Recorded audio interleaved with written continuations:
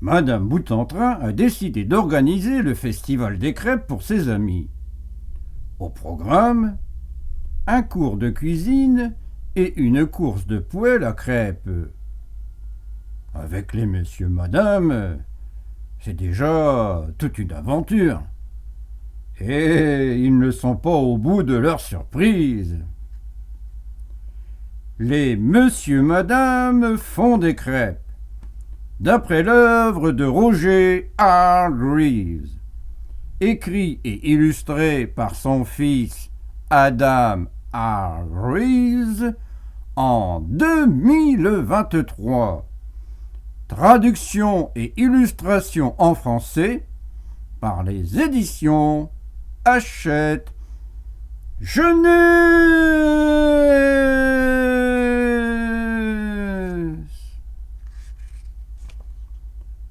Aujourd'hui, Madame Boutentrin lançait le festival des crêpes. Elle avait tout organisé elle-même. Le premier événement de la journée était un cours de cuisine.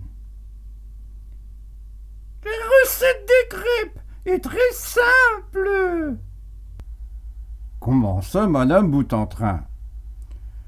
Pour faire la pâte, vous versez dans un bol des œufs, du lait et de la farine. Tous ses amis suivirent ses instructions. Oh, du moins, ils essayèrent de les suivre, mais Madame Follette se mélangeait les pinceaux autant que sa pâte. Je ne crois pas que cet ingrédient fasse partie de la recette.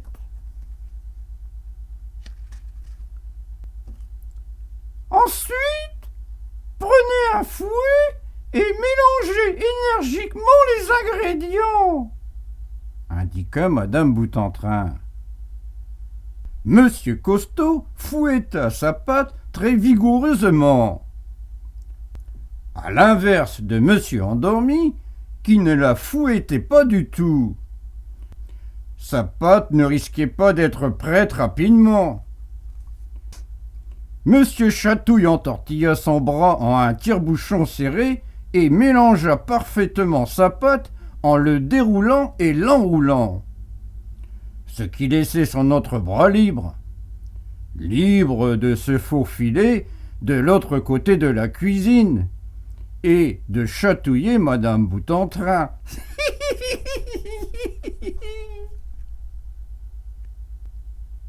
Versez une louche de pâte dans une poêle à crêpes, continua Madame Boutentrin.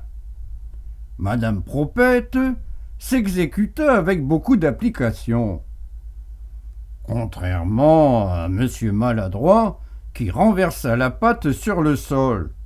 Bien sûr, Monsieur Malchance glissa dans la flaque. Son bol vola dans les airs et Madame Malchance fut recouverte de pâte. Surprise, elle fit tomber les œufs de la table, sur la tête de Monsieur Petit. Après une courte pause et beaucoup de nettoyage, Madame Boutentrin reprit son cours. Faites cuire doucement la crêpe jusqu'à ce que le bord soit légèrement brun. Tout le monde suivit les consignes de Madame Boutentrin et les crêpes cuisaient bien. Enfin, c'est ce qu'il semblait. Maintenant, nous arrivons à la partie vraiment amusante, s'exclama Madame Boutentrin. Nous allons faire sauter nos crêpes pour les retourner. Elle leur fit la démonstration de manière experte. C'est à ce moment-là que Monsieur Étourdi découvrit qu'il avait oublié d'allumer sa plaque de cuisson. Sa pâte n'était pas cuite.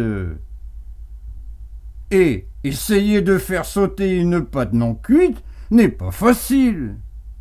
En fait, c'est impossible et salissant. Faire sauter 5 crêpes en même temps aurait dû être impossible.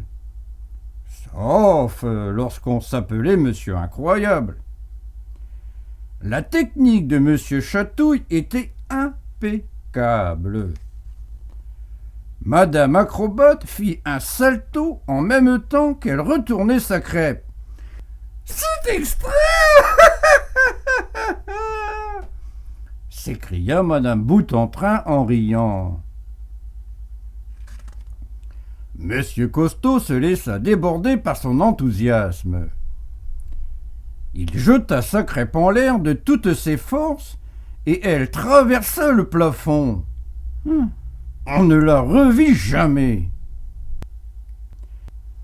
Monsieur Inquiet, lui, n'osa pas faire sauter sa crêpe. Les crêpes qui avaient survécu au retournement étaient maintenant cuites et prêtes à être garnies. Monsieur Glouton aimait la pâte à tartiner au chocolat. Il en étala une couche bien épaisse. Madame Bonheur prépara une crêpe classique au citron et au sucre. C'est aussi ma préférée. Monsieur Gentil aimait manger sain. Il choisit donc de mettre des fruits frais sur sa crêpe. Madame Beauté mit du caviar et servit sa crêpe sur une assiette en or. Monsieur Sale versa du sirop d'érable partout. Et Madame Indécise n'arrivait pas à choisir comme d'habitude. Alors, elle mit tout. Enfin, leur crêpe était prête à être mangée. C'est amusant de faire des crêpes, n'est-ce pas? Demanda Madame Boute-en-Train. Pas aussi amusant que de les manger, répondit Monsieur Glouton avec un grand sourire. Ce fut un délicieux déjeuner. Les crêpes furent englouties en un instant. Toutes, sauf celle de Monsieur Farceur. Madame Courage fut la seule assez courageuse pour goûter sa crêpe au piment. Heureusement, Monsieur Neige vint à la rescousse avec sa crêpe glacée à la menthe. Après le déjeuner, Madame Boute-en-Train avait organisé la course du festival des crêpes. Tout le monde s'aligna sur la ligne de départ avec une poêle et une crêpe. Enfin, pas tout le monde. Monsieur Étonnant n'avait pas de poêle à crêpes, ni de crêpes. Et Monsieur Farfelu s'était présenté à la mauvaise course. Tout comme Monsieur Méli-Mélo. Les règles de la course étaient simples. La première poêle à crêpes à franchir la ligne d'arrivée remporterait la course. Et pendant la course, il était obligatoire de retourner sa crêpe au moins 3 fois sans la faire tomber. Monsieur Malchance n'avait aucune chance de gagner. Monsieur Pressé était l'un des favoris. Mais il courut si vite que sa crêpe s'envola sur son visage. Il manqua le virage du circuit et plongea directement dans l'étang du village. Splaf! Ce qui semblait être une course facile au premier abord s'avéra finalement très difficile. Monsieur Curieux fut gêné par son nez au moment de retourner sa crêpe. Monsieur Gentil était tellement poli qu'il laissa passer tout le monde devant lui. Madame Vitefait était très rapide, mais très mauvaise pour retourner sa crêpe. Monsieur Lent était un très bon lanceur de crêpes, mais trop lent. Et Monsieur Chatouille s'empêtra dans ses bras pendant la course.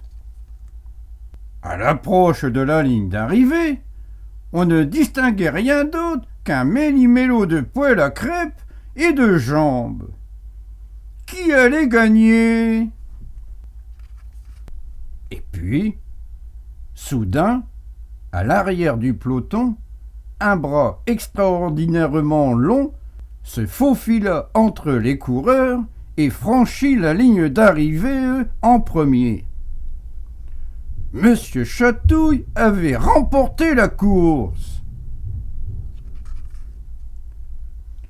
Pour clôturer le festival des crêpes, Madame Boutentrin avait prévu un dernier événement surprenant.